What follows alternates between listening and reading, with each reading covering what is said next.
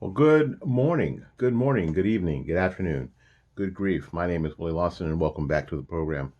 Uh, I hope you enjoyed the last program that we tried to both videotape and do live on Blog Talk Radio. The video, strangely enough, it was the videotape portion that crapped out in the middle, and we didn't get that up on YouTube, but we hope to do that today. Thank you ever so much for spending some time with us. My name is Willie Lawson. I'm the CEO of fightbackmedia.com, fightbackmedia.com, fightbackmedia.com. And the title of today's program is called The Cancer, and I believe it is a cancer, of cancel culture. It's we are not in the day that we are simply going to live and let live. The idea of even having an opposite opinion of something, the left, and this is primarily the case. This isn't always the case, as I'll let you know in just a couple of minutes. But right now is primarily is how the left likes to deal with things. You know, we've all seen the post on Facebook that says, if a conservative is against guns, they just don't buy one. The left wants them all banned. If someone on the right doesn't like a movie, just don't go to it. Or our television show, we just don't watch it. We don't like it. But if someone on the left doesn't like the television show, they want it to be banned. They want it to be canceled. And if there's a comedian or an actor or an actress that we don't necessarily agree with their political views, or an entertainer, we don't buy their stuff. We don't go to their shows. Um, that's fine. But the left wants them poor, canceled, not able to make a living. Most people on the right don't care if they make a living or not. They're just not going to make a living off me. Um, and they can have their opinion. It is indeed a free country in that sense. They can have their opinion, and most people are okay with that. But we're getting to the end of that. Let me give you some quick examples. I'm not going to hold you long. This is not going to be one of those 6-hour marathons, because I just ain't got it in me, to be honest with you. Work today, and 12-hour work day, and plus some time. So I'm getting a bit peaked. Can't you see I'm getting a bit peaked? Those of you on the video, can't you see I'm getting a little peaked? So I'm going to go ahead and let you know what I'm talking about. Like I said a minute ago, this was normally a thing that the left did. Let me give you an example. Y'all remember when Dan Cathy came out and said that he was that he was a supporter of traditional marriage. Remember that? Remember the Chick-fil-A thing? And the day that there was supposed to be this big um, LGBTQ. Yeah, it was LGBTQ at the time. There was supposed to be this big protest at the Chick-fil-A's, and every church youth group and choir group and Republican club and 912 club and everybody on the right showed up at every freaking Chick-fil-A all over the country, and it was backed up for hours. You couldn't get a damn Chick-fil-A sandwich. It was just insane. It was the biggest monetary day that Chick-fil-A franchise has ever had. Remember that?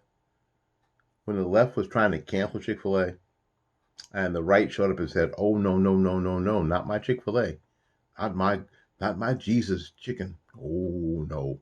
Remember? Well, why? It's because it seemed that the opinion that the leaders at Chick-fil-A had aligned with the idea of the people on the right, not so much people on the left.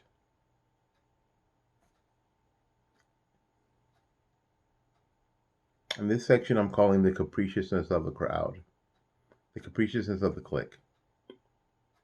Because fast forward to a week ago, where the CEO of Chick-fil-A comes out and says that white people should be shining the shoes of black people for all their past sins in this country. First of all, it's pretty quiet on the left. But boy, on social media, those that are supposedly on the right just lost their damn mind and basically started calling for the cancellation of Chick-fil-A. This is the end of Chick-fil-A. I read it was the end of Chick-fil-A. Chick-fil-A used to care about America. NASCAR decided that they didn't want any Confederate flags at their events. Technically, the Confederate flag, especially the Confederate battle flag, and that's the one that everyone's talking about, was a flag of a foreign government at war with the United States. Technically, now it has become a point of what some people call Southern pride, pride in their region, pride in their state, pride in the South. But there is no middle ground here. The Confederate flag is racist and must disappear. Right? So NASCAR, most of their audience being just good old boys, never meaning no harm. Okay? Being in trouble with the law since the day they were born. Remember those? That's who NASCAR's been associated with. NASCAR birth came from the fast cars that used to run moonshine up in the hills. So when NASCAR makes this decision, it wasn't the left that wanted to cancel them. It was people on the right. There was a picture I saw very recently of a banner being flown over the Talladega racetrack that said "Defund NASCAR." Must have cost somebody a pretty penny to do that. Defund NASCAR. Because NASCAR made that decision. Now, we're going to talk about it in a future video, why companies at this point believe they have to weigh in on every flippin' social issue when it really isn't necessary, but they feel they need to. That's in another video. Now, another example of the capriciousness of the clique is Starbucks. You remember when Starbucks, their CEO said that if you're pro-life, they don't want you in their store. So people on the right said we're gonna boycott Starbucks. Except they didn't. Now, fast forward a few years later, there was a black person who was in a Starbucks who just wanted to go to the bathroom and wasn't allowed to. People who were waiting for. Remember the whole idea? They were waiting on a fourth person, on a third person, and the manager at the Starbucks gave him a hard time. It was in Philadelphia, and it was this big hullabaloo over it. And now the left, they love Starbucks because they love Starbucks when Starbucks told Trump supporters and people on the right to go pound sand. They thought Starbucks was great. Starbucks was the greatest thing ever. And then when this happened, maybe Starbucks wasn't the greatest thing ever. Oh, the people on the right who basically don't go to Starbucks because Starbucks is pro-abortion, they still kind of go to Starbucks. They don't tell anybody, but they kind of do. Because there's a good portion of them who don't believe what they're saying either.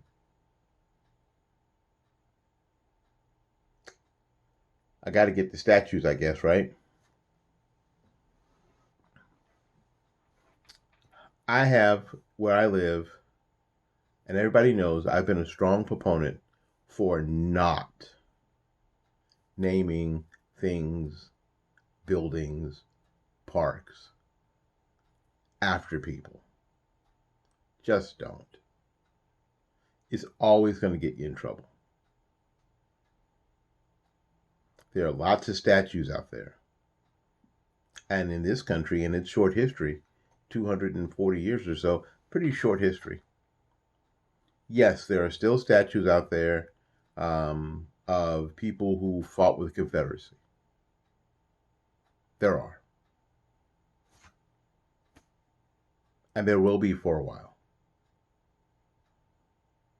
Now, tearing them down, personally, I couldn't care less about one or the other. I don't care. Because they don't affect me. They don't trigger me. I don't care. So there's a silliness to that as far as I'm concerned. And when you combine it with vanity virtuing, and vanity virtuing is a lot from the celebrity class, where they just have to invoke their opinion and come alongside with their outrage of every situation, especially when it doesn't affect them and they have no skin in the game. They have nothing to lose. When they stand behind the rioters, people have righteous indignation because it's not their neighborhoods being burned to the ground. It's not the store they shop at being looted. It's not their businesses being looted.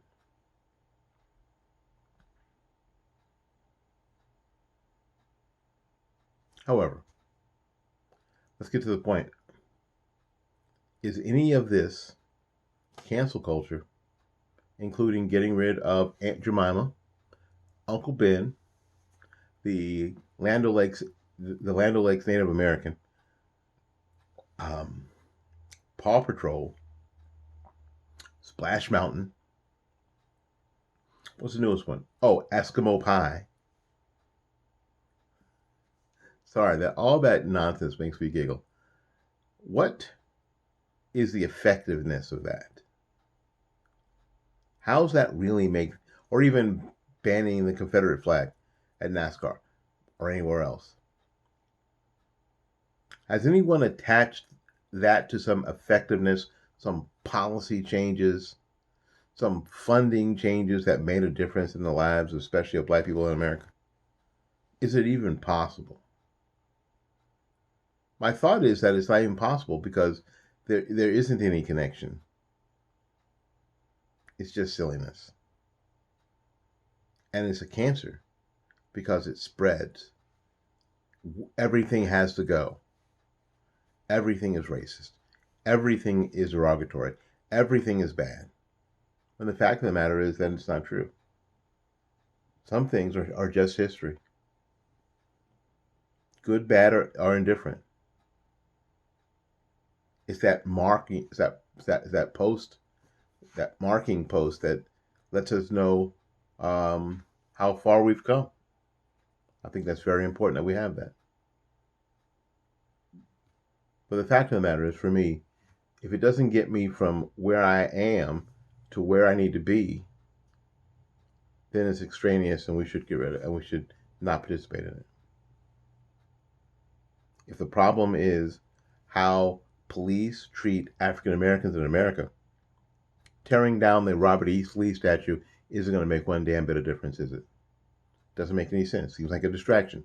Seems like somebody else's fight.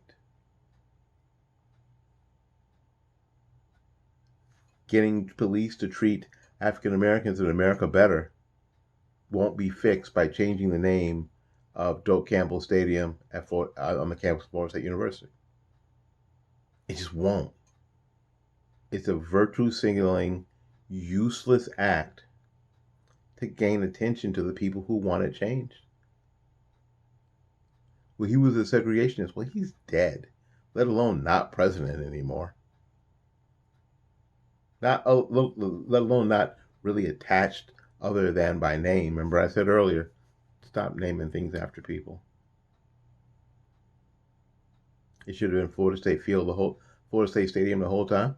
So when you change the name to Bobby Bowden Stadium, it's still a bad idea. But it's not as bad an idea. All right, we gotta let you go. I told you I wouldn't keep you long. So if you want to know more, you want to see more, like, subscribe, and share this video and the other ones that show up around my head. Till we see you again, go out there and learn something, love somebody, and for goodness sakes, y'all take care of yourself. Again, my name is Willie Lawson of FightbackMedia.com. fightbackmedia.com. We'll see you when we see you. Peace.